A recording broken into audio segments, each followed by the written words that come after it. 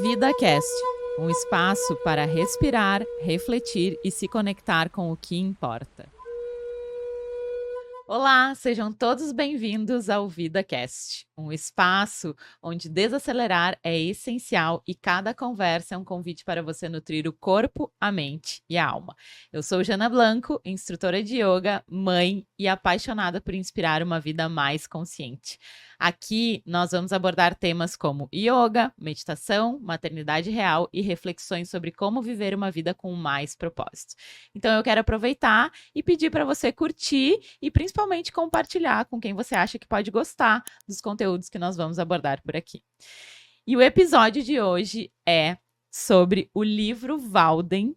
E eu trouxe um convidado que já veio aqui uma vez, mas eu vou apresentar ele de novo para vocês.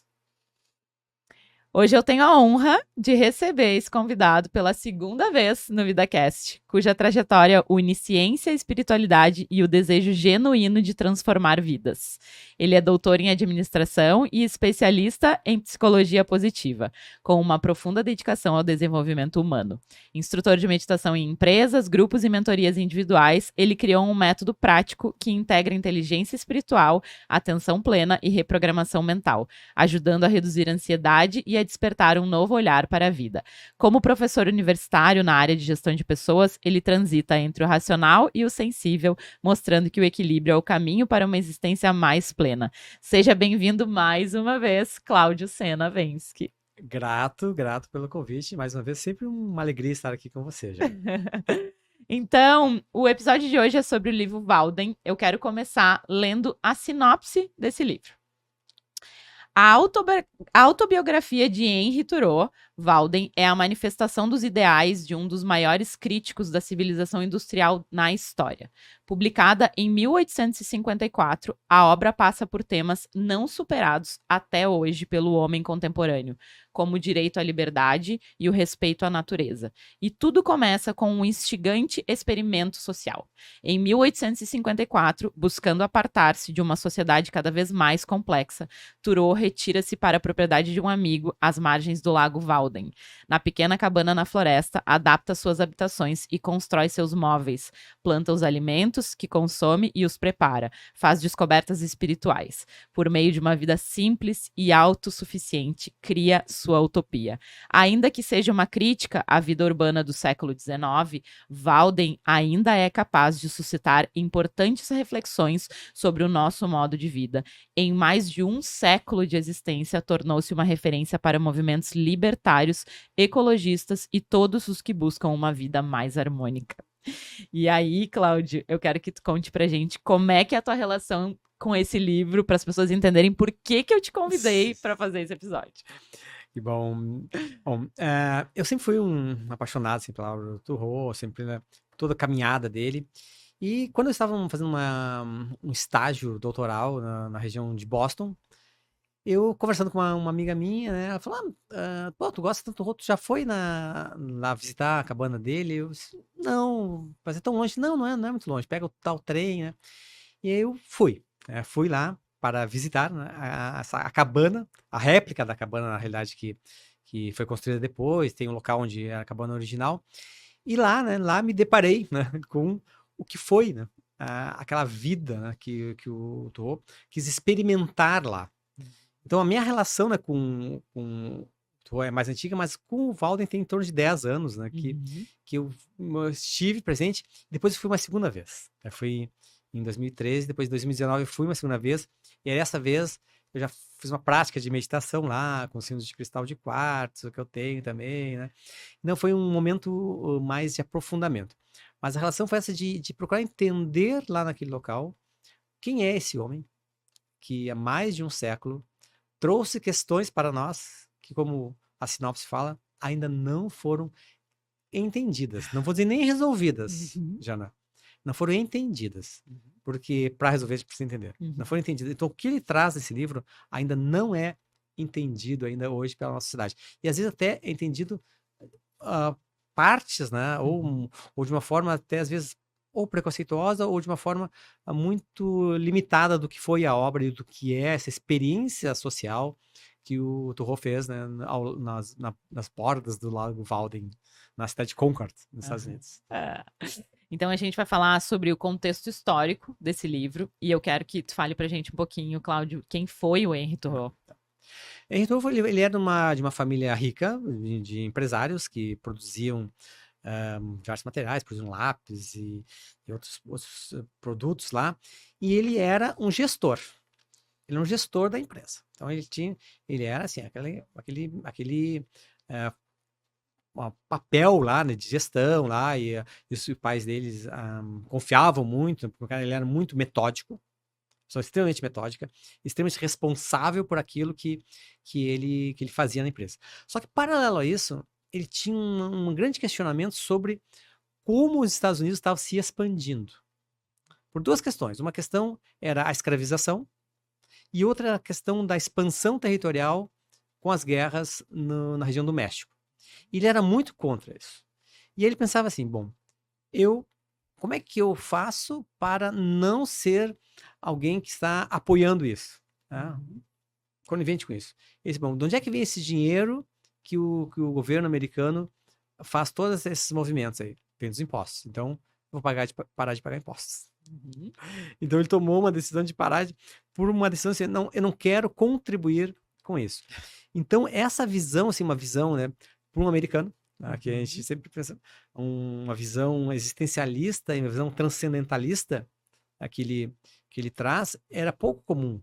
Então, são poucos filósofos transcendentais e filósofos existencialistas na história americana. E o Thoreau foi dessas pessoas. Só que, ao mesmo tempo que ele tinha essa visão, ele tinha uma visão bem prática e pragmática. Essa experiência que a gente vai falar aí, experiência social, não é, eu jogo tudo, vou lá, construo uma cabana e vou morar. Não. É algo extremamente planejado e extremamente documentado. Tanto é que esse livro é um documento fantástico, documento que fala sobre economia, fala sobre natureza, que fala sobre a sociologia, porque ele recebia pessoas lá também, recebia amigos também lá. Então é algo assim, ele realmente é um homem fora do seu tempo, no sentido de as suas ideias, até hoje, não serem compreendidas. Então, esse contexto histórico de um Estados Unidos que estava em expansão, que estava com a escravização ainda muito forte, leva ao Thoreau a pensar de fazer diferente. E faz diferente. E registra isso nesse livro. Né? Ele tem um outro livro que é bem importante também, que é o Desobediência Civil, né? Esse livro é um livro que talvez poucas pessoas saibam, né, que esse livro aí inspirou Gandhi. Então, todo o movimento que o Gandhi... Olha, eu não sabia. Isso. Porque esse livro, ele foi parar nas mãos de um missionário africano que teve contato com o Gandhi, e esse missionário mostrou, olha só, tu tem essas ideias aí, ó, dá uma olhadinha no que esse americano fala, né? E esse foi um inspirador. Tolstói também foi inspirado por esse livro. Por esse livro, Thoreau. Então, pelas ideias de Thoreau. Então, ele é um inspirador e hoje, na nossa vida hoje contemporânea, ele inspira muito. Só que aí, por isso que a gente tem que entender quem foi Thoreau, como é que ele se estruturou, para não ter uma inspiração, até às vezes, de parte daquilo que ele coloca. Claro. Então, é isso que é importante a gente entender nessa obra, né? E principalmente essa obra dele, Walden, que é uma obra importante, né? Um masterpiece dele. Sim. Né? Então, como é que o desejo de Thoreau por simplicidade pode ser aplicado na nossa vida moderna?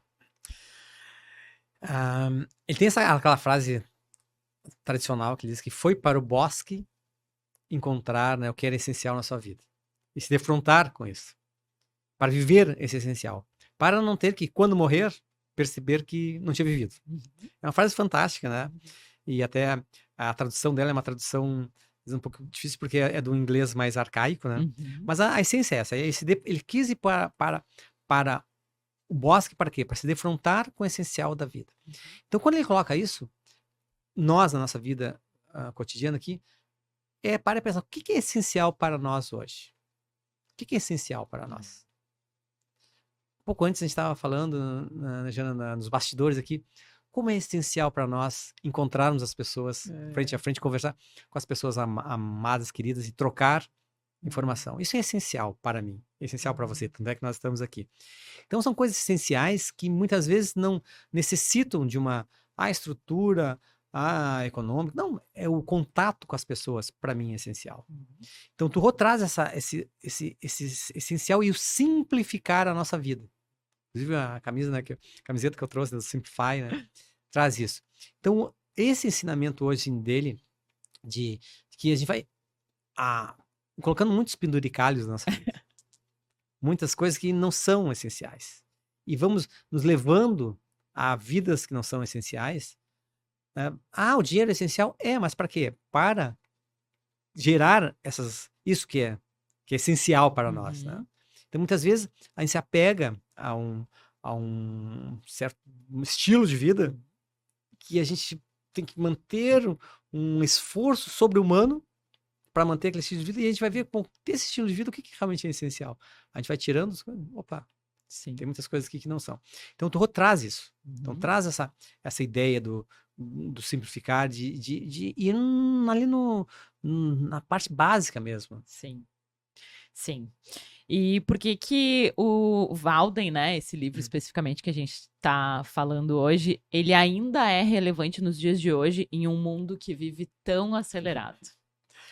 Bom, começando, né, pela questão da aceleração. Então, o que o Walden faz? O que o Turro faz nesse livro, Walden? Ele mostra o ciclo de uma vida durante 2 anos, onde tem formas diferentes de se viver no verão, formas diferentes de se viver no inverno, formas diferentes de se viver na primavera, formas diferentes de se viver no outono. Então ele mostra isso, acompanhar essa mudança e acompanhar essa manifestação, né, do externo e trazer isso para o interno. Hoje, o que nós queremos? Nós queremos comer a mesma fruta o ano inteiro. Queremos ter o mesmo padrão o ano inteiro. Trabalhar da mesma forma o ano inteiro. Só que tem momentos que a gente precisamos nos recolher. Precisamos olhar para mais. E tem os momentos que nós precisamos realmente colocar o yang para fora, e outros momentos o yin. Então, esse ensinamento que ele traz, né, desse ciclo, de entender o ciclo, entender o nosso ciclo, que foi perdido. E por que é perdido? Porque a gente perdeu o contato com a natureza. Então, ele vai para o bosque, para quê? Para ter esse contato com esse ritmo natural. Com esse ritmo natural. Tirar aquelas máscaras, que é, por exemplo, quantas vezes a gente passa o dia inteiro com uma luz artificial, com ar artificial, sem saber se lá fora está sol, se está chovendo. Então a gente perde.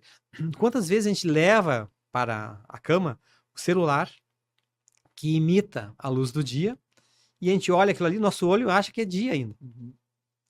E aí, por que as pessoas estão com insônia, né? Porque estão ali, deitada na cama para dormir, mas estão olhando uma luz que simula. Então, quando a gente entende isso, que tem um ciclo, que tem um ciclo circadiano, né? Que ao deitar, a gente precisa fazer uma higiene do sono. A gente precisa se preparar. O ideal é 2 horas antes de deitar, não acessar o celular. Sim. 1 hora depois de acordar, não acessar.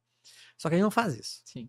Então, claro, então há mais de 100 anos atrás, o Turro vai lá e faz um experimento social, que ele traz essa essência. Mas naquela época era mais fácil. Não, também ele tinha suas... Tinham outras coisas, né? Não tinha o celular, as informações todas, mas tinha outras coisas. Tinha jornal, tinha vida social, ele tinha uma vida social lá. Então isso é importante de trazer, que ele quis fazer realmente um experimento.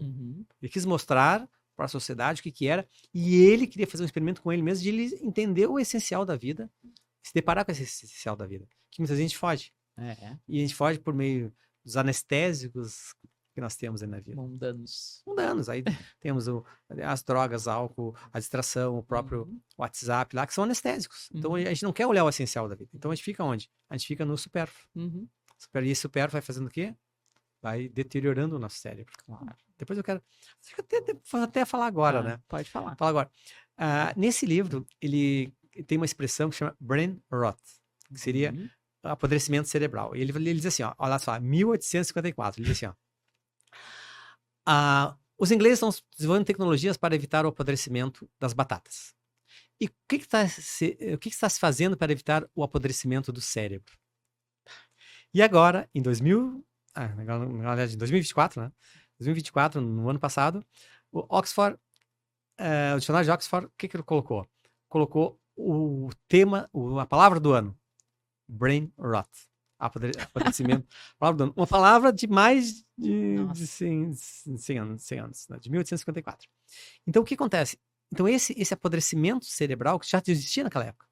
Por meio de quê? Por meio de outras mídias. Então, isso, hoje... Então, quando você diz como é que a gente traz esse ensinamento para hoje, se a gente pegar essa palavra que ele colocou no seu livro, lá nas conclusões, essa palavra, e hoje é trazido pelo dicionário de Oxford como uma palavra relevante do ano, ou seja, o que ele escreve é extremamente atual, extremamente necessário. Sim. Então, olhar para o essencial. Eu acho que ele traz umas reflexões muito incríveis, como a simplicidade pode nos mostrar coisas que a gente nem imagina, assim, né? Então, esse livro, ele me encantou de uma forma muito profunda. E eu quero aproveitar e te perguntar, então, conta pra gente como é que ele se estruturou para passar essa temporada nessa cabana, né? Isso é super importante a gente falar nisso, porque o que acontece? Torrou, saiu, montou. E acaba gerando o quê? A ideia de, não, pega, chuta o balde. Um romantismo. O romantismo da experiência estruturou. Legal, mas ele se estruturou. Tá? Ele sabia quanto que ele precisaria de lenha para passar o inverno. Ele ia lá, produzia. E nesse espaço ainda tem o espaço onde era a chaminé, né? Chaminé dessa cabana, ainda tá lá, a base da chaminé tá lá. Então ele sabia, então ele se preparou, ele se estruturou. Então existem até, inclusive, filmes, né, que se baseiam, na vida selvagem. Né? Só que ali o que acontece? A gente vê assim, uma pessoa que quer romper com o tradicional, quer romper com aquilo que amarra, mas não tem a mínima ideia de como fazer ou do que isso aí leva. E o Thoreau não. Ele queria fazer um experimento. Eu quero romper com o tradicional, eu quero ir para ver o essencial, mas eu preciso criar não um modelo, mas algo que mostre para as pessoas que é possível. Então, o Thoreau, ele se estruturou e ele juntou uns amigos, ele não fez a cabana sozinho, né? Então, ele juntou uns amigos lá para fazer a cabana, ele construiu aquela cabana. Dizem que a cabana depois lá foi desmontada e foi transformada num galinheiro depois, né? Mas ele passou o tempo sozinho, né? Os amigos ajudaram, mas ele depois ficou sozinho, né? Ele passou, montaram lá, ajudaram, mas os 2 anos foi sozinhos, tinha eventualmente visitas, eventualmente ele saía também para buscar algum recurso que ele precisava, e isso aí é importante também, né? Porque às vezes fala, não, 2 anos sem contato com ele. Não. Ele teve contato. Teve contato. E isso aí também traz essa socialização, assim, de a pessoa ir lá, entender o que ele tá fazendo e aprender, né, com ele. E uma socialização com consciência, né? Até tem uma parte que ele fala ali, eu tenho uma cadeira para solidão, uma cadeira, não lembro para quê, e uma cadeira para receber os amigos. Para receber os amigos.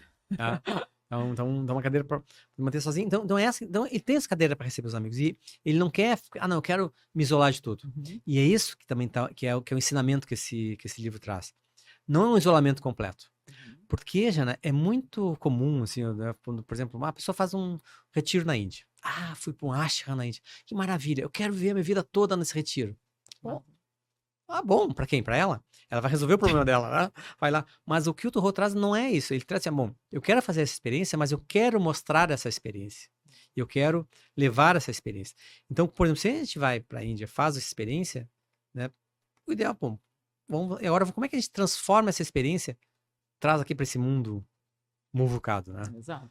Para esse mundo. Então, é isso que é a grande validade desse livro. Então, ele tem um projeto, ele coloca esse projeto em prática, ele relata esse projeto, ele detalha os pássaros que chegavam em cada estação, as experiências, coisas que ele não tinha contato na sua vida urbana mesmo, Concord sendo uma cidade pequena ainda, né? Cidade super pequena ainda. Mas mesmo assim, naquela época menor ainda, mas mesmo ele sai de um ambiente urbano, vai para um ambiente rústico lá, para viver esse essencial. Então é isso que a gente tem que entender, né, nesse processo, né, de construção. Não foi uma coisa, vou lá, vou pegar uma faca, um facão lá e vou construir minha cabana sozinho. Não, foi todo um processo. Processo, né? Eu vou aproveitar esse gancho. Eu gosto de falar que o yoga, por exemplo, ele acontece na vida, né? A gente tá lá no tapetinho fazendo a nossa prática física, a meditação, as práticas que mexem com o nosso corpo, mas o verdadeiro yoga, ele acontece na vida, fora do tapetinho, né? Quando a gente tem atitudes conscientes, quando a gente consome consciente, quando a gente escolhe, quando a gente conversa, quando a gente se relaciona com as pessoas, né? Então, o yoga, que nem tu trouxe aí, por exemplo, da Índia, tem aquele caos lá, e é lá que o yoga acontece. A gente vai para um ashram lá, medita nas condições ideais, perfeito, maravilhoso. Mas a gente precisa levar esse ensinamento para a vida, nos desafios da vida, porque não adianta tu estar lá, praticar yoga todos os dias no tapetinho e tal, e continuar a tua vida como, né? Assim, como se não tivesse feito nada. Então, o yoga, eu relaciono, e eu acho que o Thoreau, ele fez isso, ele levou depois para a vida dele, né, esses ensinamentos que ele teve com esse experimento para a vida, e eu acho que eu trago falando isso, o yoga, que é pra gente levar também para a vida, não só pro tapetinho, né? Tapetinho. E esse que é o desafio, né? Então, como Esse você é o falou, é o desafio. desafio. E é muito legal, assim, vamos fazer uma experiência tal qual o Walden. Uhum, Aí você faz, tudo bem, tá, mas o que você vai tirar dessa experiência? sim. Você vai viver o tempo todo nessa experiência? Ok, é uma decisão, mas é difícil, é desafiador, é complexo nesse mundo atual nós vivemos. Mas essa experiência, ela traz o ensinamento, que foi a primeira questão, claro, que você trouxe, que é isso, de como é que a gente podemos nos tornar essa presença, e lá ele trouxe muito essa questão da presença, de estar presente lá, mas uma presença que traga benefício para nós e para os outros. Claro. Então, a presença benéfica, né? Que é um conceito que eu venho trabalhando bastante, né? de que nós, falando de propósito, qual é o propósito da nossa vida? Se nós entendermos, Jana, que existe um propósito maior, que é sermos presença benéfica, as coisas começam a se encaixar. Por exemplo, nós estamos aqui, conversando. Nós queremos ser uma presença benéfica para quem está nos escutando, nos assistindo. Como? Trazendo o quê? Uma ideia de alguém que viveu lá em 1854, que fez uma experiência, tá, mas como é que eu uso isso no meu dia a dia? Aí você fala, simplificar a vida, ver o essencial. Então, se a pessoa entende isso, nós estamos sendo benéficos. Agora, se eu digo assim, olha só, pessoal, chutem tudo, chutem o balde aí, vá para fora, sai do seu emprego. Eu tô sendo benéfico, será? Talvez eu esteja sendo até maléfico para essa pessoa. Imprudente.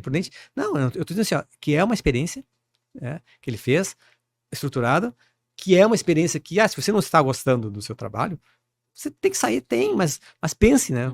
Como sair? Não chuta, depois vê o que vai acontecer, chuta o balde, depois vai correr buscar o balde, aquela história, né? Então, é isso que o Thoreau fez. Ele era muito metódico. Muito metódico. Inclusive, tem uma passagem muito interessante, que uma das tantas prisões que ocorreu de ele não pagar impostos, né? Ele estava indo levar os seus sapatos para o sapateiro, e aí prenderam ele, porque ele não tinha pago os impostos. Aí ele ficou um tempo ali, aí uma prima dele pagou a fiança, saiu, aí perguntaram para ele, Thoreau, qual é a primeira coisa que você vai fazer agora ao sair aí da prisão? Vou levar os meus sapatos para o sapateiro. Que era o que eu tava fazendo. Que eu tava fazendo. Então o que ele mostra? Ele mostra que significa que a caminhada dele foi interrompida ali, mas ele continuou. De onde ele parou. De onde ele parou. Então ele tinha muito isso. Então, foi parado aqui, mas eu quero continuar a partir daqui. Então isso que os livros deles traz muito, por isso que eu falei antes que inspirou muitas outras pessoas, pela sua clareza metodológica, né? Dentro de uma metodologia, claro, diferente, mas da clareza metodológica de como é que eu faço o negócio. Como é que eu faço o negócio? E se você ler Walden, e hoje tem vários livros, tem várias traduções em português, inclusive hoje já é domínio público, já se consegue baixar essa obra. Legal. Sim, essa obra gratuita. Tem a biblioteca do Thoreau online, que tem obras fantásticas, comentadas também. Então, se você tem curiosidade, leia, né? Leia por curiosidade. Que foi? Se quer chamar ele de louco, chame, mas leia. Mas vai lá e leia para entender o que foi, né? Toda essa construção dessa história e essa poesia que tem no livro. Eu acho poético. Tão delicado algumas coisas que ele traz, assim, para mim, me pegou nesse lugar, assim, muito poético, muito mesmo, assim, e uma poesia sensível, sabe? Que eu acho que nos dias de hoje, por exemplo, lá atrás talvez também, a gente não para olhar para esse lugar, assim, tão dessa forma, assim, poética, né? Porque a gente vive nesse caos e não traz poesia para os dias. E a poesia pode existir também no meio do caos, né? Obviamente, ele fez esse experimento, mas eu acho que esse pode ser um dos ensinos dele também, né? A gente perceber a riqueza da simplicidade dos momentos e trazer uma poesia mesmo no meio do caos. É a gente tentar encontrar esses momentos, assim, né? E então eu acho que a gente vai falar agora sobre as grandes lições de Walden. E aí tu falou um pouquinho agora, mas vamos ver se a gente consegue aprofundar um pouquinho mais, que é como podemos aplicar esses princípios, né, que ele trouxe, né, nessa experiência nos dias atuais, né? Alguns princípios. Então, acho que tem um princípio fantástico que traz, que é esse princípio da atenção plena, da observação, do que está ocorrendo na volta. E para ele tomar decisões na sua vida, ele precisava observar. Ele precisava saber como é que estava a natureza, entender que o canto daquele pássaro em determinado momento significava algo. Então, esses sinais. Então, nós Que perdemos... isso tudo influencia toda uma cadeia, né? Perfeitamente. Então, tem sinais na nossa vida ou que a gente vai desligando. A gente vai desligando, porque a gente não quer perceber, a gente não quer tomar decisões. Não quer olhar para aquele Não quer olhar. Então um dos ensinamentos, então, esse estado de atenção plena que ele estava lá. Então, esse ensinamento que ele traz para eu tomar a decisão, para eu conseguir sobreviver aqui, eu tenho que estar pleno aqui. Eu tenho que estar pleno. Eu não posso ser o Zeca Pagodinho, deixa a vida me levar, a vida leva eu aqui. Não existe isso lá. Não, eu tenho que tomar as decisões. Eu tenho que ser o protagonista nisso. Então, esse ensinamento, Jana, é extremamente importante porque muitas vezes a gente deixa na mão do outro as decisões.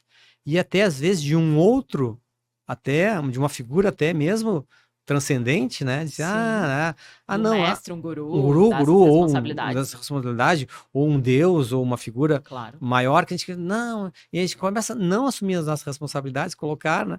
Não, então para determinadas crenças possa existir uma energia superior que comanda, ok, mas tem coisas que nós temos que fazer, que é de nossa responsabilidade.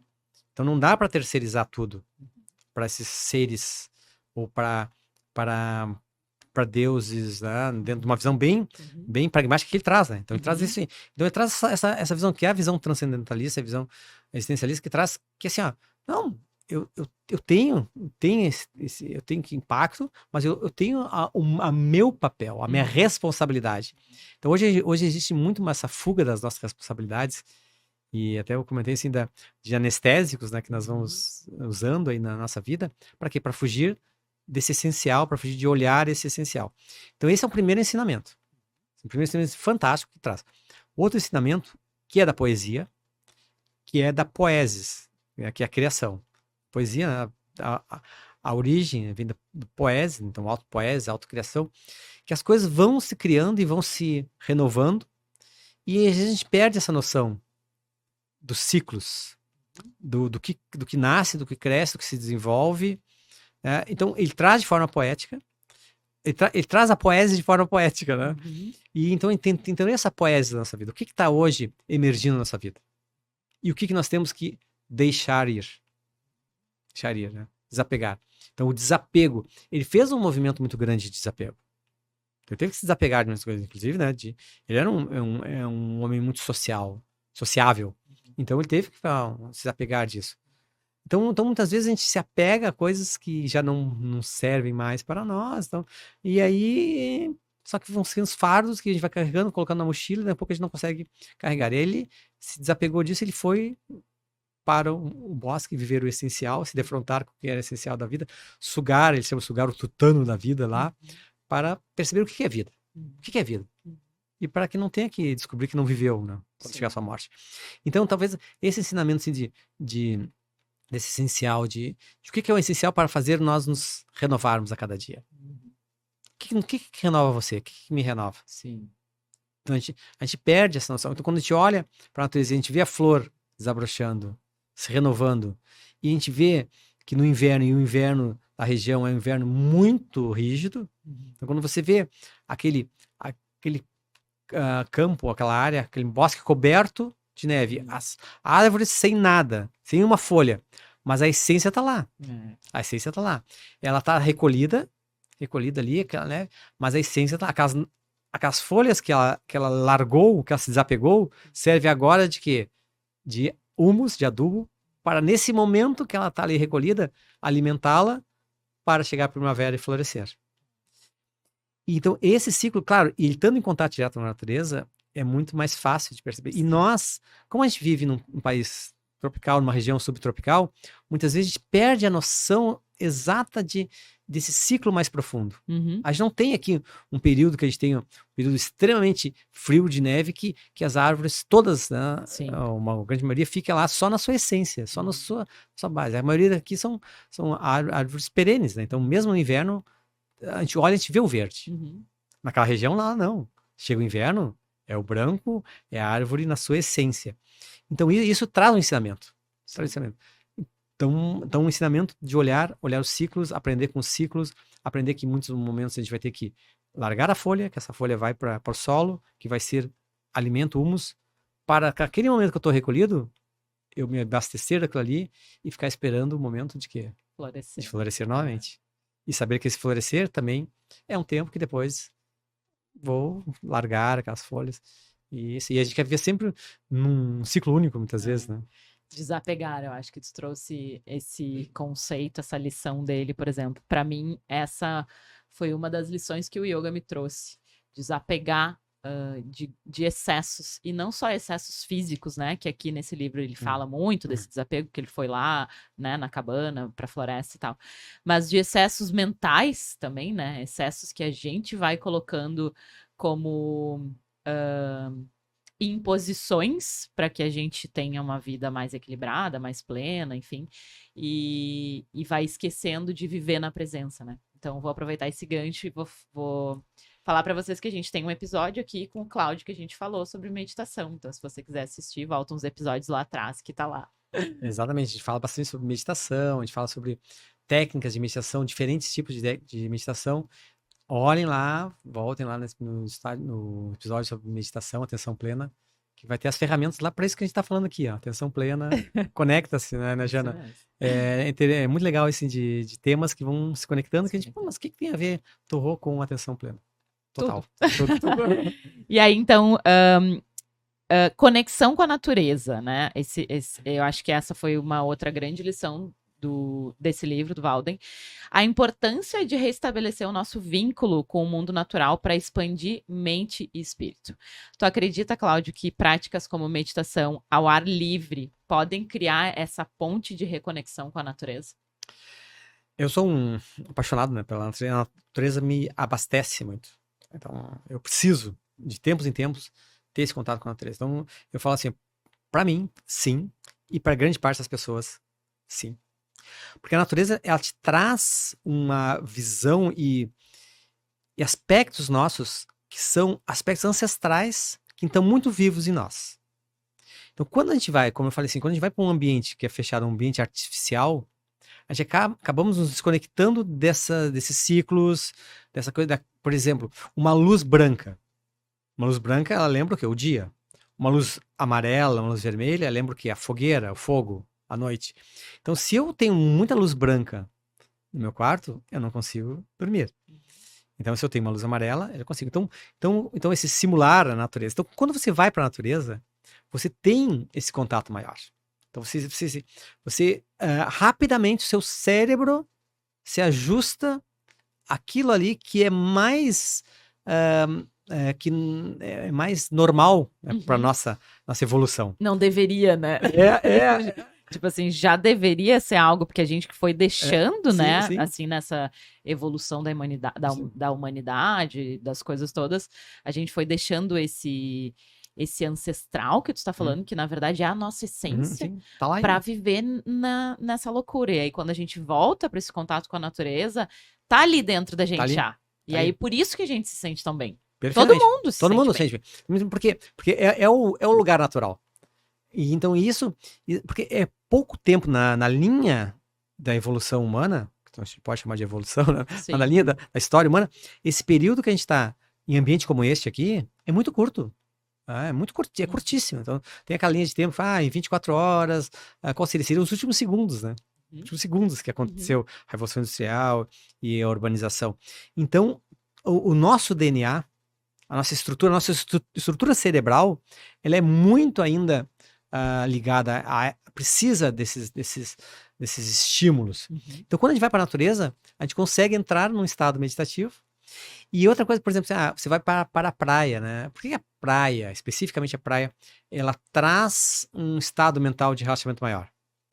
Começa pela essa amplitude visual. Então, a gente já chega ali e já consegue dominar. Então, a gente sabe que os estressores... O olhar pro horizonte também, né? Aquilo ali não tem nenhum agressor chegando. Então, a gente consegue. O azul, né? O azul é relaxante. Os íons negativos da água salgada.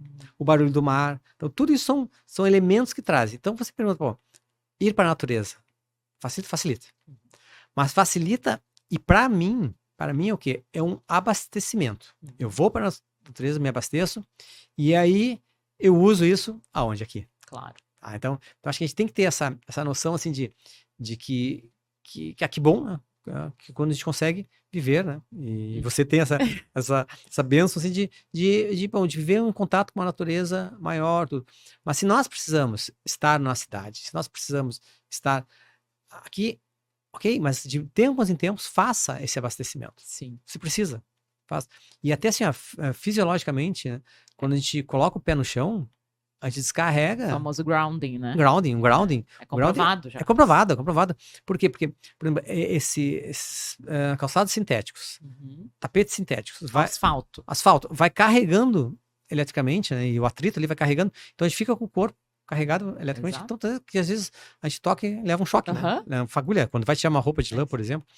Então a gente precisa fazer essa equalização. Aterramento, o ground, esse aterramento mesmo, fazer esse aterramento, e isso aí ajuda. Então, o que ele viveu, claro, mesmo que vivendo numa época que não tinha tantos recursos tecnológicos, não tinha o celular, não tinha tantas luzes que simulam luzes artificiais, né?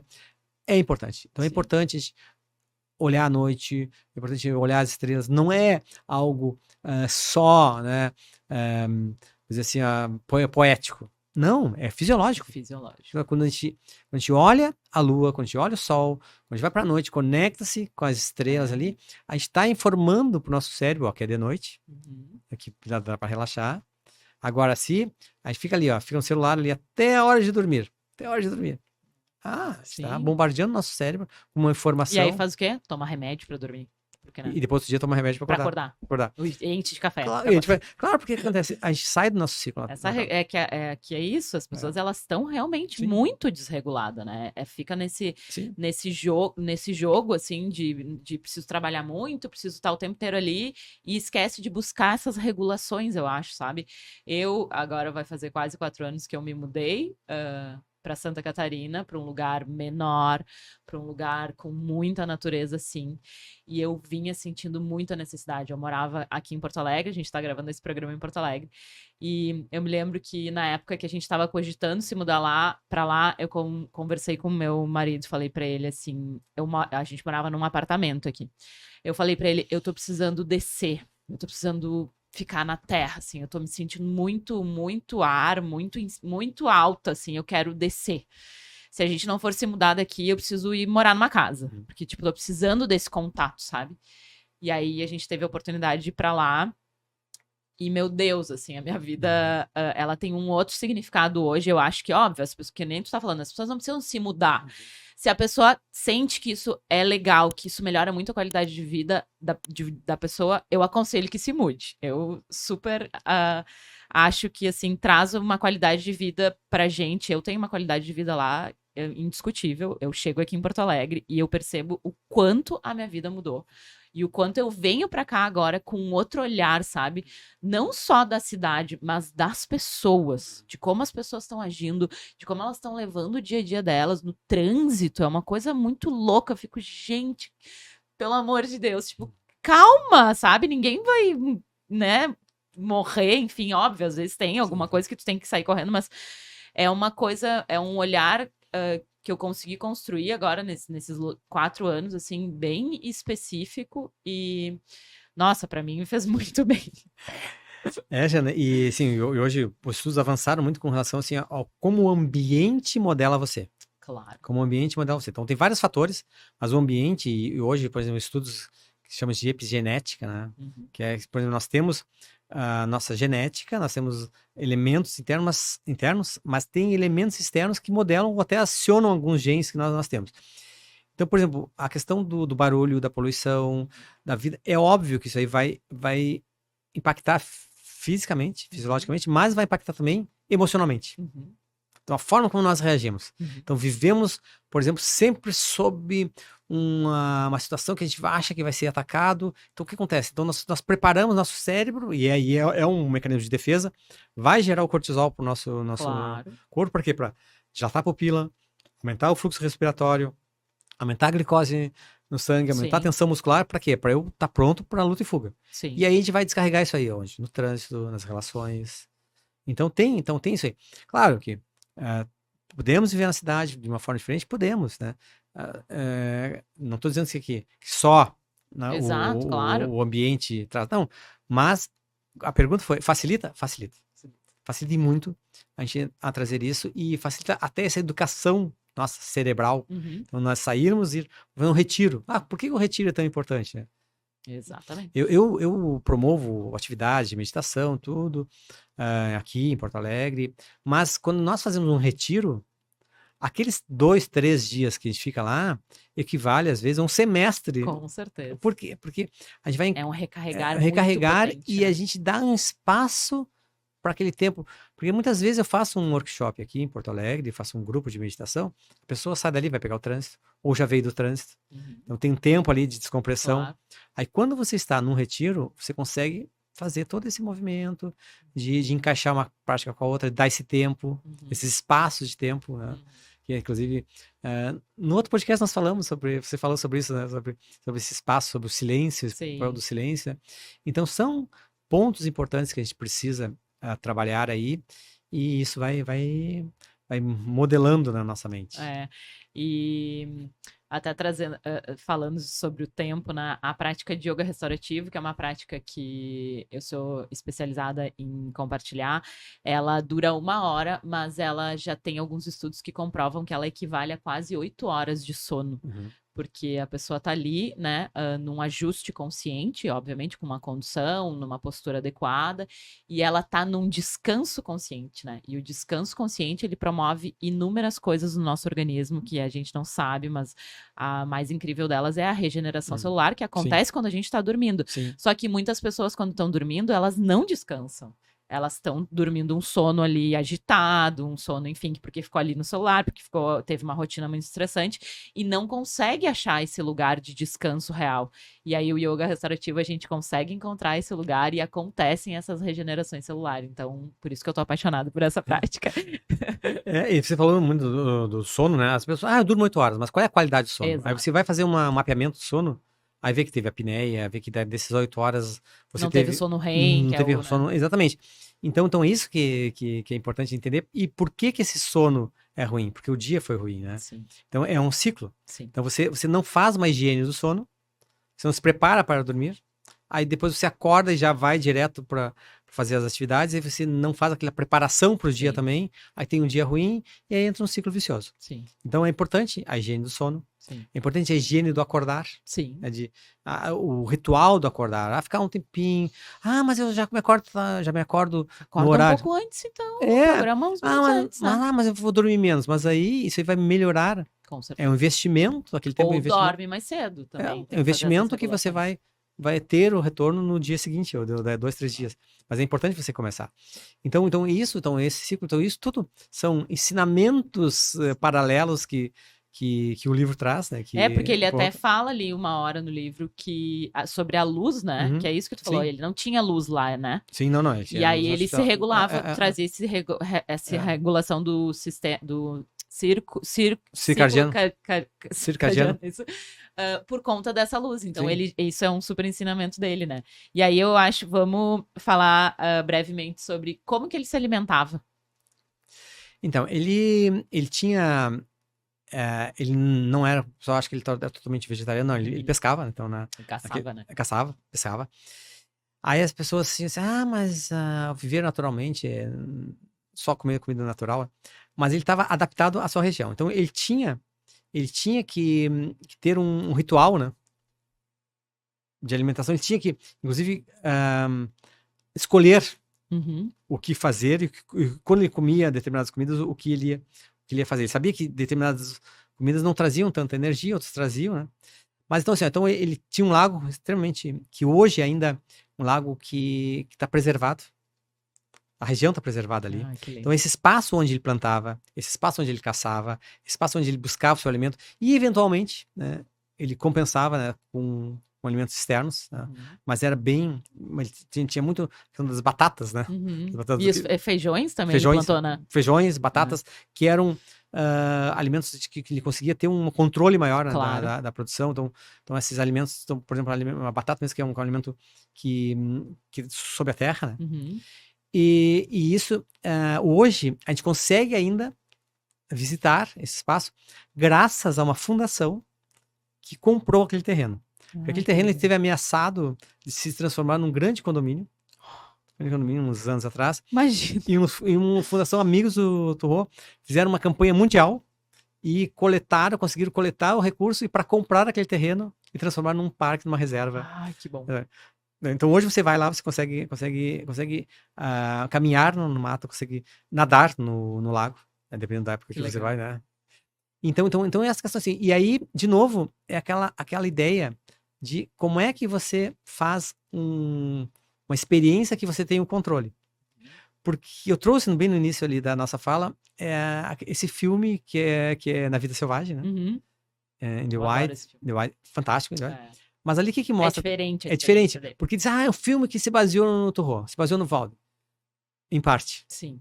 O ideal libertário, o ideal de fazer a coisa diferente, sim. Sim. Mas ele se aventurou bastante, se aventurou, né? e ele morreu de inanição, né? Exato. Ele atravessou um rio que depois não conseguiu voltar. Claro. Por quê? Porque ele não fez o que o Turro fez. Tá? Uhum. Então, de ter esse planejamento. Então, é um filme interessante, é um filme que mostra esse ideal libertário. Um filme inspirado? Mas às vezes as pessoas olham o filme, olha só. Não é... Não, o cara se inspirou no Turro, Turro, e entrou, e se inspirou no Walden, e olha só, morreu, né? Mas assim, mas esperou tudo? Não, esperou numa parte. Claro. Se inspirou numa parte. Então, por isso que aquilo que a gente falou da romantização dessa obra... É importante falar. É importante falar. Claro. É importante falar. Que sim, ele propôs isso, mas ele propôs de uma forma que ele sabia quanto que ele precisaria de proteínas, Uhum. de energia, de carboidratos, e ele programou, ele fazia. Sim. Claro, diferente da comida que ele comia na cidade, sim. Mas ele precisava fazer esse movimento assim, de ir atrás do seu alimento. Tem uma parte bonita do livro que ele fala que acontece a chuva que impede ele de trabalhar, né, na plantação, nas coisas dele, mas a chuva é tão abençoada quanto o trabalho dele para a plantação dele, né? Ele precisaria, né? Isso é uma sabedoria claro, também, sabedoria. né? Olha, não estou plantando agora, mas essa água tá hidratando essa terra que é necessário. E às vezes a gente fala, hoje eu tenho que fazer essa atividade. Aí você quer fazer aquela atividade de qualquer maneira, e aí que entrou aquele momento que você fala do investimento do tempo de parar como investimento. Não, eu não estou pronto, ou esse não é o momento de eu fazer essa atividade. Aí você para. E aí você fica ali na contemplação, você fica no movimento. Para quê? Para quando você estiver pronto, você fazer aquilo num período de tempo menor do que você faria antes. Então, às vezes, com presença. E com presença. Então, às vezes você fica fazendo, e hoje se discute muito assim, o tempo que a pessoa tem que ficar trabalhando. Isso é uma discussão. É verdade. Não é o tempo, não. É o quanto que você consegue. Quanto ele é produtivo. Né? Então, e eu trabalho muito dentro das empresas um conceito que chama produtividade saudável. Porque a gente não pode medir só a produtividade.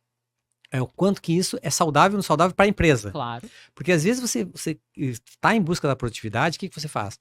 Você exaure a pessoa, aí a pessoa entra no burnout, aquela pessoa se afasta.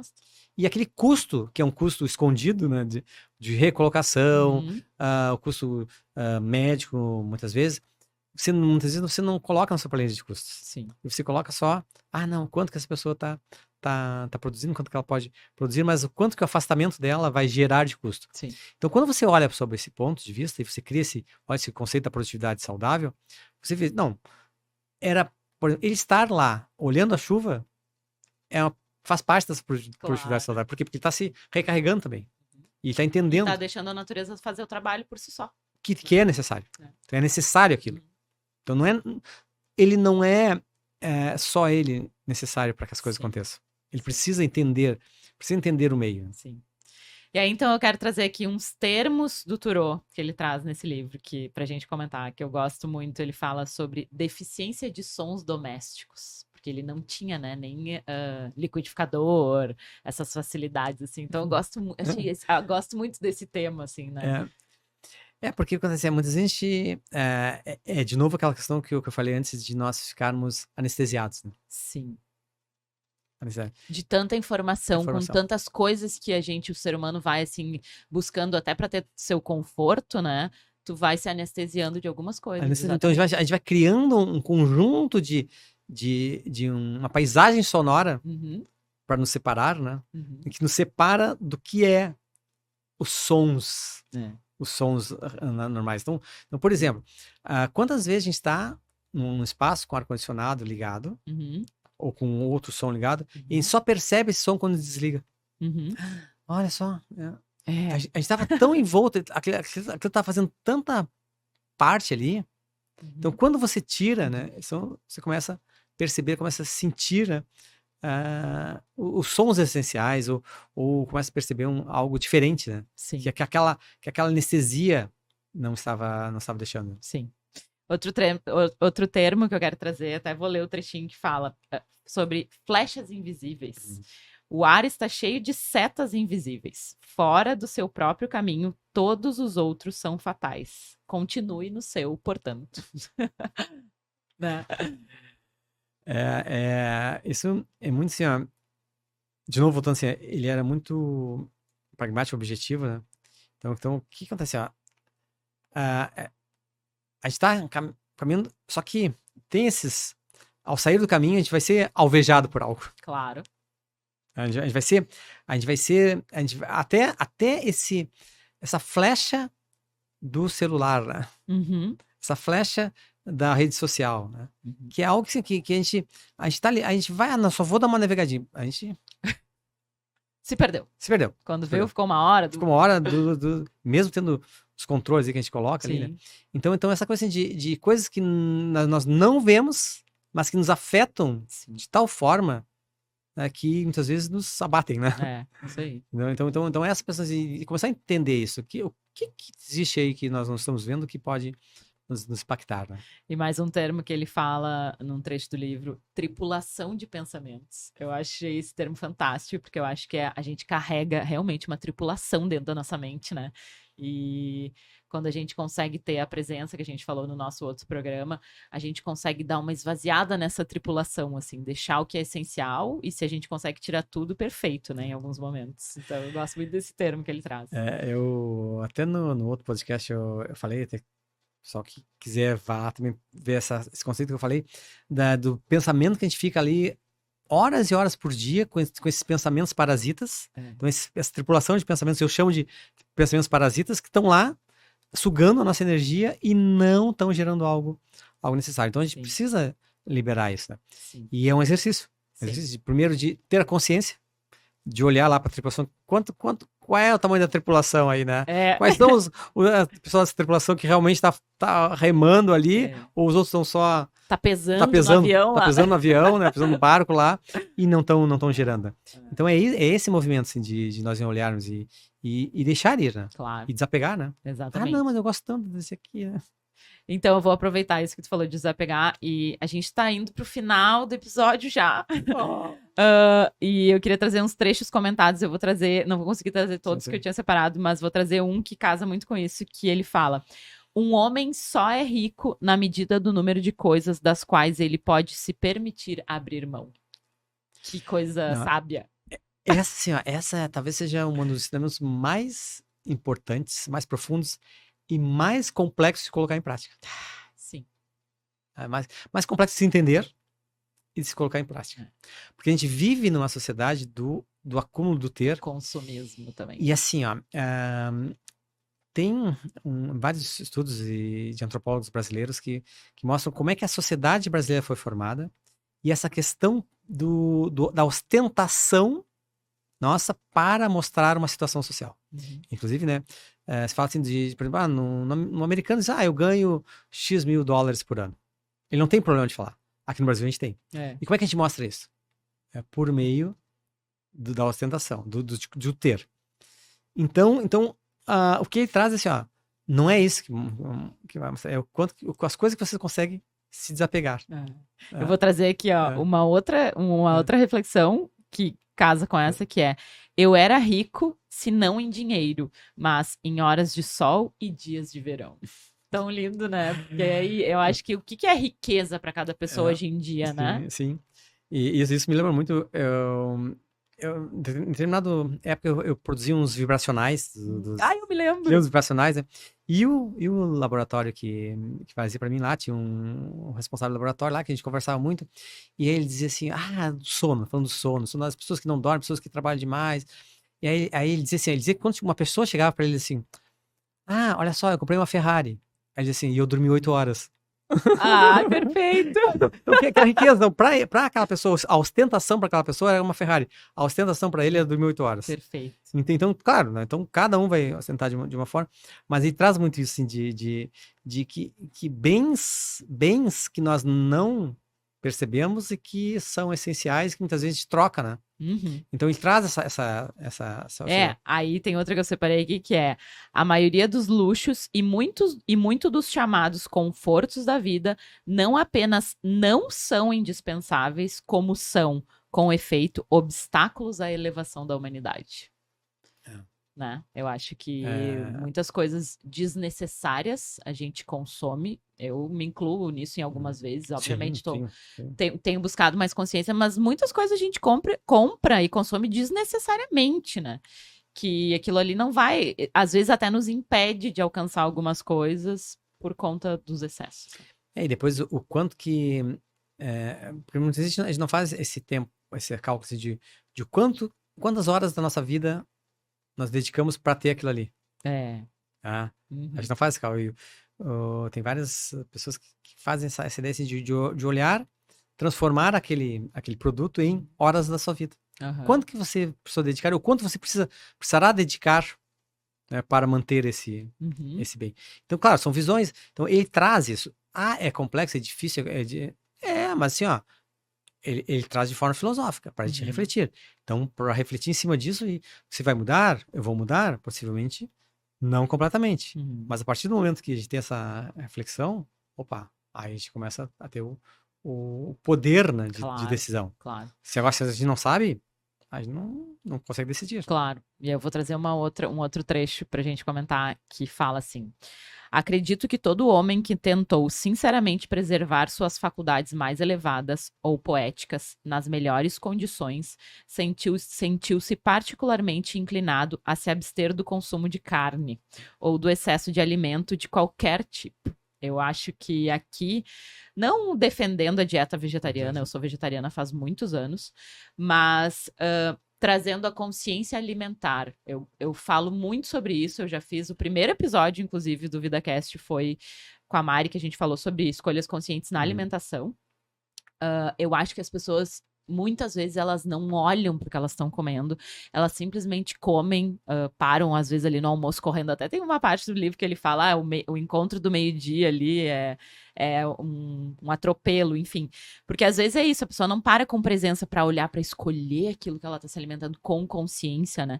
Então eu acho que isso é uma lição bem forte que ele trouxe lá, do essencial de não também se alimentar com excessos, que eu acho que isso já passou um tempo daquela coisa, a gente tem que se alimentar de 3 em 3 horas. Claro, tem várias, né, crenças, mas eu já fiz um programa onde eu fiquei 5 dias de jejum e um outro onde eu fiquei 3 dias em autofagia, que, meu Deus, eu tive uma clareza mental, assim, que eu nunca tive na minha vida. E aí eu entendi como o alimento age no nosso corpo, sabe? E a partir dessa experiência que eu tive de jejuns, eu comecei a olhar para as minhas escolhas com muito mais consciência, assim, e entender que o que eu coloco para dentro vai interferir diretamente nas minhas decisões, né, no meu poder de decisão, assim. Completamente, concordo, né, completamente. E, inclusive, nós temos um programa que chama Pro Mind Work, que um módulo do programa, ele é todo dedicado à questão da alimentação, das escolhas alimentares e como é que isso afeta o nosso estado mental. Uhum. Então, hoje avançou-se muito o estudo, né, da microbiota ou microbioma. Sim. Então, como é que a gente cultiva isso? Inclusive, tem vários estudos, né? Mostra, inclusive, de pessoas que fazem como se fosse uma plantação, né? Uhum. Fazem um cultivo, né, da sua microbiota para que consiga melhorar Das bactérias boas, né? as Porque a gente bactérias tem boas, muitas bactérias ali. muitas Uhum. bactérias. Então, trabalhar essas bactérias. E isso de onde é que vem? Da alimentação. Sim. Então, se você come um ultraprocessado, você mata isso. É. Porque esse ultraprocessado já vem com antibiótico, já vem para não gerar bactérias Exato. ruins lá, né? Só que quando você come, você mata também as suas bactérias boas. Então, essa questão da alimentação é extremamente importante de olhar. Claro, cada um tem as suas opções, mas só a questão assim, de prestar atenção no que você está comendo, uma alimentação consciente, muda completamente. Exato. Eu falei no outro episódio de um cliente meu que foi buscar a meditação para relaxar e acabou emagrecendo. Sim. Não era o objetivo inicial dele, mas ele ficou mais consciente, comeu de forma mais consciente, de forma mais devagar. Esperar o organismo dar o sinal que está satisfeito. Então, isso que ele traz, e ele fala do encontro meio-dia, quando eu vou nas empresas, eu pergunto sobre a reunião ao almoço, né? Que a pessoa não faz nem reunião nem almoço, né? Então tudo isso é importante de olhar para isso. Só que muitas vezes não percebe por quê? Porque a gente está nesse turbilhão. Claro. E ele percebeu, e ele trouxe a consciência, por quê? Porque ele saiu disso. Claro. Então não ele tinha uma mente diferente. Não, ele fez um experimento que gerou. Você fez um experimento também com sua alimentação que trouxe uma clareza mental. Sim. Quem faz um Vipassana também tem um experimento que traz uma clareza diferente. Então é isso, é o experienciar. Então tudo isso que nós estamos falando aqui, Jana, até eu falo pro pessoal, olha pessoal, fica assim, será que isso é verdade mesmo? Será que é verdade? Experimente. Duvidem de nós. Isso aí. Duvidar de nós é uma ótima... É bom, né? Se nós gerarmos dúvida nas pessoas, já é bom, né? Não aceita o que nós estamos falando aqui. Não, vamos lá, pesquisa. Testa. Vamos ver se isso aí que o Cláudio está falando, que a Jana está falando é verdade, Eu né? gosto de falar, tanto que o meu estúdio de yoga chama Yoga Lab, porque o nosso corpo, ele tem que ser um laboratório, né? A gente precisa testar, experimentar várias coisas do nosso corpo, né? Quer experimentar um tempo, comer ultraprocessado, depois experimenta não comer e ver o que vai gerar de diferença, né? Em todo o teu organismo. Então, usar o corpo como um laboratório, né? Claro, né? E então, pra gente ir terminando, tu já falou um pouquinho, mas se tu quiser contar alguma coisa sobre a tua experiência lá no local, na casa, no lugar. Não tem mais a casa, né? Tu disse. O lugar da casa, sim, mas. Mas fizeram agora uma réplica, que é exatamente igual. Com a mas cama. no entorno, todos falou, o lago, tudo ainda existe. Isso, lá. Então existe o local onde foi descoberto a casa, onde era a casa dele, que aí tem um cercado ali, tem a chaminé, tudo. Então tá preservado ali. Tem aquela placa tradicional lá, que tem essa frase que eu falei, que ele foi no bosque. Mas perto da entrada do parque, construíram uma réplica. Uma réplica, tem uma estátua dele ali, e tem um museu, tem inclusive uma lojinha lá, né, onde eu comprei esse maravilhoso livro aqui, esse né? Aí tá muito lindo. Tá muito lindo, né, um livro muito. que Ele é dourado aqui. Ele é dourado. Esse é inglês, né? Esse é inglês, tem essas outras duas versões. Aqui na câmera. Que mostra lá no meio, casinhas. Daí todo mundo vê. Aqui tá a casinha bem escondidinha no meio ali, bem no meio ali, né? Fofinha essa casinha. E ele tem bem no finalzinho aqui que fala aquela frase que eu falei do apodrecimento cerebral, né? Agora, quase no finalzinho aqui do livro. Então tem um espaço, tem uma loja, fica numa cidade chamada Concord, que é no estado de Massachusetts, fica em torno de uma hora e pouco de Boston, de trem, em torno de 15, 20 minutos de carro. É afastada da cidade, então quem for de trem tem que descer na estação e caminhar, né? No caso, eu fui uma vez, eu fui de trem, outra vez eu fui com os colegas que estavam no congresso lá. E minha experiência foi duas experiências fantásticas. A primeira, eu fui para conhecer, não conhecia, vivenciar, fiquei lá um dia inteiro, né, até peguei o último trem de volta. E na segunda vez eu fui já para apresentar para esses professores, que eram colegas meus que estavam no congresso, que estavam no congresso lá. Aí eu levei meus sinos de cristal de quartzo, meditei lá. Então foi uma outra visita. A primeira visita foi uma visita de deslumbre, Uhum. deslumbrado, né? Deslumbrado. Era também um período mais frio. Aí na segunda vez já foi um período mais quente, eu pude entrar no lago. Comprei essa camiseta aqui também, né? Tu comprou lá. Comprei lá E tu também. conseguiu sentir, assim, essa essência lá da... Sim, eu senti assim, o que é o campo energético do local. Tá? que Não legal. vai dizer, tem a aura do terror, ou tem a aura... Mas é que é legal saber que ele viveu viveu lá. lá, que ele fez todas as coisas que ele fez, Sim. né? E eu sou muito sinestésico. Uhum. Eu gosto de tocar, de olhar. Então, estar lá, ver o local, entrar na cabana, Muito legal. me deu assim, uma coisa, sabe, de conexão maior. Assim, Claro. de ver, você vê, mesmo Eu sabendo. tô super afim. Claro, mesmo sabendo que não é a cabana original, mas você vê o fogãozinho que ele tinha, a Ai, mesinha sim. que ele tinha. Entende o que é uma cabana, né? E aí tu consegue 2 metros quadrados? visualizar aquilo ali, o que é a simplicidade Que é mesmo, simplicidade? né? Sair do livro Perfeito. ali, né? Claro, a Porque gente cria a imagem, cria a imagem, mas você tá ali, você olhar. E as pessoas que vão lá visitar são pessoas conectadas. Aham. Claro, a segunda vez eu fui, era verão Aham. nos Estados Unidos, era em agosto, então tinha um certo turismo lá, porque tem uma prainha ali no lago, tudo. Então tinha aquele pessoal que ia mais para se divertir ali, mas quando eu fui no inverno, o pessoal que estava indo ali era pessoal que ia, tinha até um casal Legal. num barquinho com uma flauta, Ah, semelhante à flauta que ele tinha, né? bonito. Que ele tocando a flauta lá. Então é um astral assim que cria aquilo ali. E foi muito interessante que a primeira vez eu fui descendo na estação, fui caminhando, né? E aí caminhando, aí eu, será que tá muito longe? Aí eu parava para perguntar para as pessoas, antes de eu perguntar as pessoas, você tá indo pro Lago Walden, né? Eles olhavam, sabiam claro. porque ali todo mundo se conhece, né? Sim. E dava orientação. E o pessoal dali da região também acolhe muito isso. Tem a fundação na cidade, tem a fundação que promove essa disseminação, né, da obra. Então é legal porque manteve vivo essa ideia. Então só esse fato de ter o espaço, o locus é importante, né? E os romanos, eles tinham uma expressão que chamava genius loci, que é a energia do local. Então, quando eles queriam criar uma cidade, um spa, o que eles faziam? Eles observavam onde é que os animais descansavam. Então, observavam e diziam, aqui tem o espírito do local, e aí construíam a cidade ali. Então, a gente consegue perceber o genius loci. Claro. O genius loci daquele local quando a gente chega lá. Sem sentir assim, o que ele sentiu, né? Que legal. Então foi legal, assim, né? É importante, óbvio, né, que eu ainda quero fazer um experimento social desse tipo, de uma maneira talvez um pouco diferente, óbvio, né, mas eu quero também viver para mostrar que hoje ainda é possível a gente experimentar e ter experiências tal qual ele teve em um espaço natural, né? Inclusive, até um tempo atrás, nesse espaço onde eu faço os retiros, que é na Praia da Ferrugem, até eu estava negociando lá para eu ficar um tempo, não seria 2 anos, um tempo lá, fazendo esse experimento, né, mostrando assim, que coisas essenciais, né? Sim. Então é isso, Ana. Mas eu fico muito feliz assim, de você abrir espaço, né, para falar de um tema que às vezes é pouco falado, né, ou romantizado. Sim.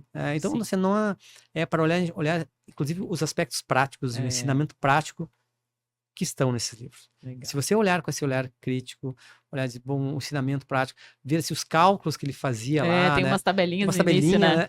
Tem umas tabelinhas lá de, não, assim, eu quero saber quanto é que eu vou gastar de combustível, quanto é que eu vou gastar de comida, então eu preciso saber. E aí, isso aqui é muito da vida dele, daquela vida organizacional dele. Então ele traz, né, essa história dele, isso também é um outro ensinamento, né?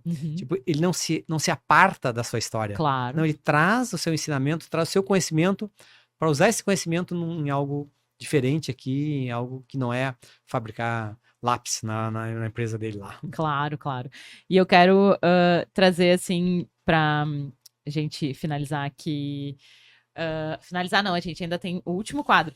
Mas tu acha que, né, o Thoreau porque o meu mundo é o yoga, né? Ele tem uma relação com o yoga, né? Ali no livro, ele cita duas escrituras, que é o Bhagavad Gita, Bhagavad Gita e os Vedas, que são escrituras indianas, né? Sagradas. Ele cita em 2 momentos, e eu acho que tem muita relação com a vida do yoga, né? Tem, porque assim, ó, as decisões que a gente toma na nossa vida não surgem do nada, surgem de uma história. Então, ele era um leitor compulsivo e muito focado nos saberes do Oriente. Então, ele era muito encantado assim, com os saberes do Oriente. Assim, o que o Oriente pode nos ensinar?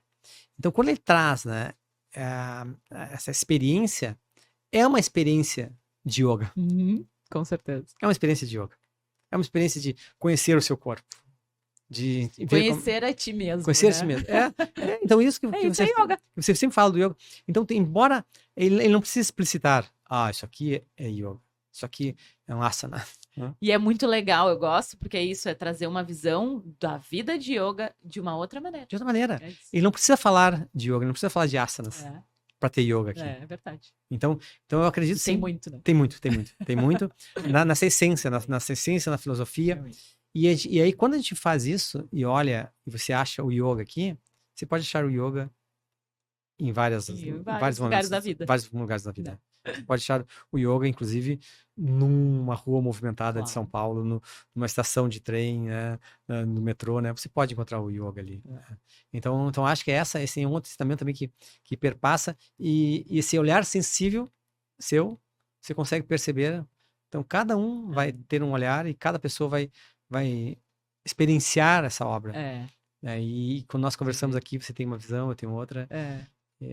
Tem caminhos similares, mas tem aspectos diferentes e tem sutilezas diferentes no olhar, né? Com certeza.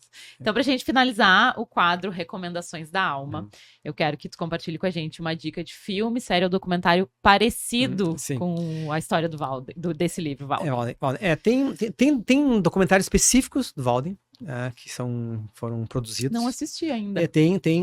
Não são muito fáceis de encontrar, não estão nos streams, mas se a gente consegue nas plataformas pagas, a gente consegue documentários que falam da obra, falam da experiência dele. Então é legal entender.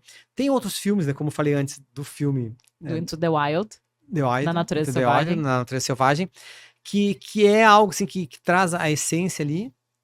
Mas, se nós olharmos, por exemplo, filmes do Gandhi, a gente vai ver Walden ali. Eu assisti faz pouco tempo, do Gandhi. Do Gandhi.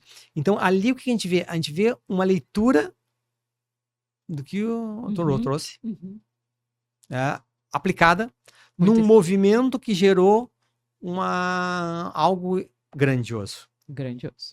Então, a gente pode olhar assim, a gente pode pegar um documentário que mostra a experiência, mas a gente pode ir além da experiência. Sim. Como é que essa experiência replica? Porque eu acho que eu tenho certeza que esse é o papel de todos nós. É o que a nossa experiência vai replicar. Então, por isso que eu sempre falo da questão da presença benéfica. Claro. Né? Então, nós temos que ter uma presença benéfica, nós temos que entender o quão benéfico nós estamos sendo para que isso aí seja levado. E grande parte da minha vida, e hoje, né, eu sou um educador. Um educador formal, dediquei grande parte da minha vida na carreira acadêmica, mestrado, doutorado, dando aula em universidades grandes, fazendo experiência em universidades grandes, mas eu quero trazer essa experiência da educação para cá. Né? Então, que a minha fala possa ser uma fala educativa. Sim. Que a minha fala possa trazer algo que a pessoa gere uma curiosidade. Então, quando você vê essa obra, essa inspiração, né, de uma obra de 1854, sendo hoje trazida para a realidade, e essa palavra, a expressão brain rot, ser escolhida como uma palavra do ano de 2024, como que mais o apodrecimento cerebral, e ele já falava aqui, mas olha só, tem algo que se perpetua. E respingar nesses filmes que tu falou também, né? E respingar nos filmes, na história, né? Então, quando Gandhi se baseia na questão de ser da não violência, claro. Né? Porque ele era contra todas essas. Então, a revolução não violenta, né? A fazer essa transformação não violenta. E aí vem, né, a questão da comunicação não violenta Aham. também, vem um monte de elementos Outras coisas. que hoje, assim, hoje a gente nós vivemos violentados em um mundo, e quando surge, assim, são respiros, né, de não Uhum, violência, uhum. e esse livro, né, e não só esse livro, mas toda a obra, são a obra que traz o aspecto da não violência, e Sim, ele é extremamente contra a violência dos escravizados, contra a sim. violência do americano com os mexicanos, né? Uhum, De tomar os territórios, etc. sim.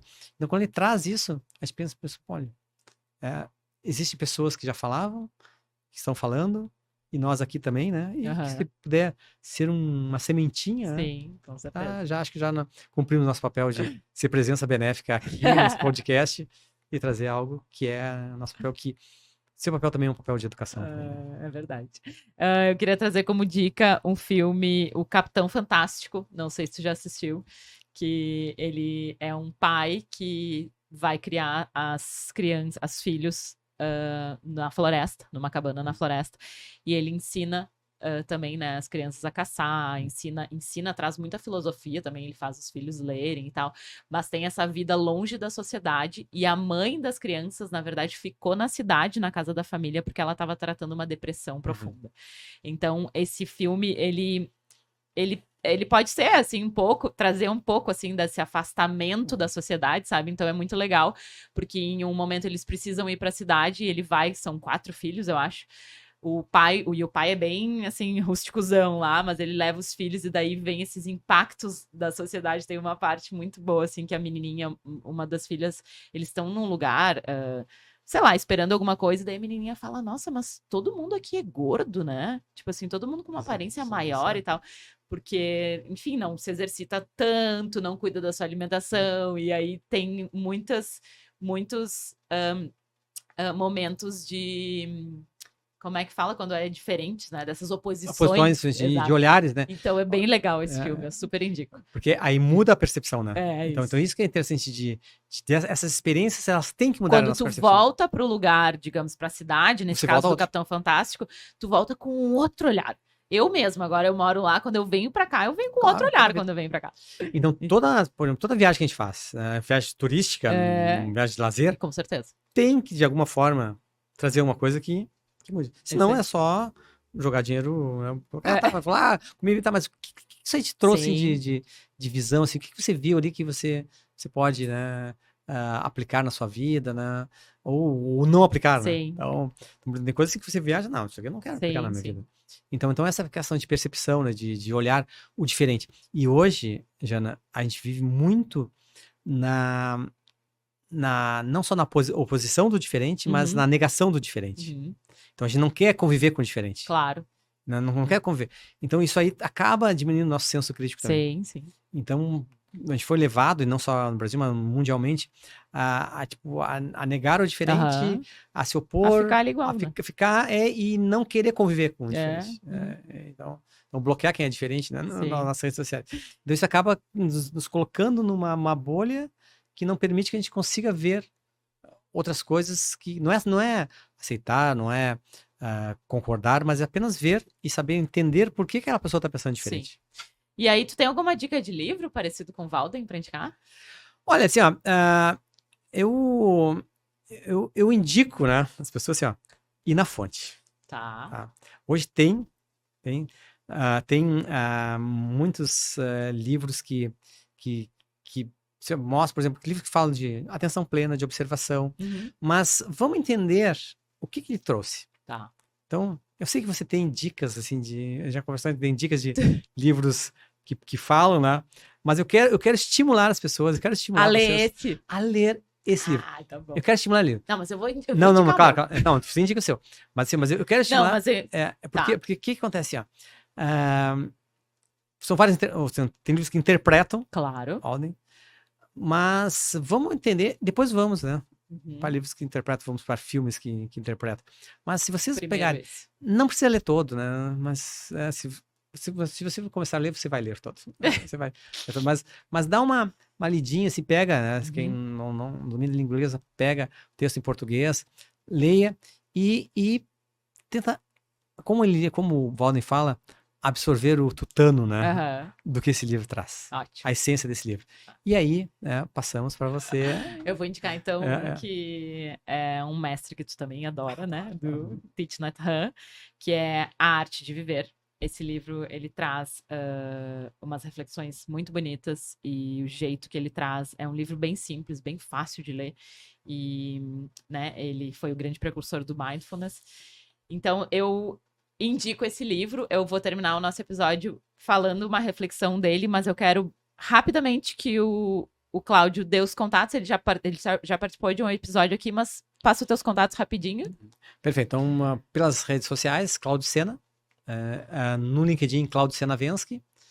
Pode entrar em contato lá, mandar mensagens. Né? O meu e-mail é o contato@claudiocena.com também, né? Pode mandar e-mail para quem ainda manda e-mail. Né? Mas entra nas redes sociais lá, eu sou bem ativo, né? Pode mandar mensagem. Eu teria o maior prazer assim, de dialogar com quem escutou isso aqui, quem não concorda com o que eu falei também, né? Que é perfeito. Quem concorda e quer falar mais, quem quer saber mais dessa experiência, mais dicas também de como é que trazer isso para a vida prática, dicas dos meus programas também de meditação também, que eu tenho, né? Programa de redução de estresse, de ansiedade, dentro de empresas, retiros, eu tenho um conjunto aí de atividades, desde e-books até programas de mentoria bem focados aí para que você possa trazer isso para a sua vida, melhorar a sua vida e melhorar o seu entorno e sermos presença benéfica aí no mundo. E mais uma vez, grato já por essa conversa maravilhosa aqui nossa. Imagina, eu que agradeço e eu quero falar brevemente, antes de trazer essa reflexão, que eu tenho um e-book que se chama Viver Consciente, que é um e-book gratuito. Você pode entrar no meu site, preencher com seus dados e baixar, onde eu trago 10 reflexões para ter uma vida mais consciente. Então, vou deixar o link aqui também na descrição do episódio. E vou terminar com uma reflexão, não do Walden, porque eu acho que a gente já falou bastante do Walden. Então, vou trazer uma reflexão desse livro, A Arte de Viver, do Thich Nhat Hanh, que fala o seguinte: tendemos a pensar no que temos de fazer, não no que temos de ser. Pensamos que quando não estamos fazendo nada, perdemos o nosso tempo. Mas isso não é verdade. Nosso tempo existe antes de mais nada para que possamos ser. Mas sermos o quê? Sermos vivos, em paz, alegres e amorosos. E disso é o que o mundo mais necessita. Nossa qualidade de ser determina a nossa qualidade de agir. Lindo. Lindo, né? Bom, é um mestre. Obrigada, querido. Obrigado mais uma vez, grato também pelo convite. VidaCast, um espaço para respirar, refletir e se conectar com o que importa.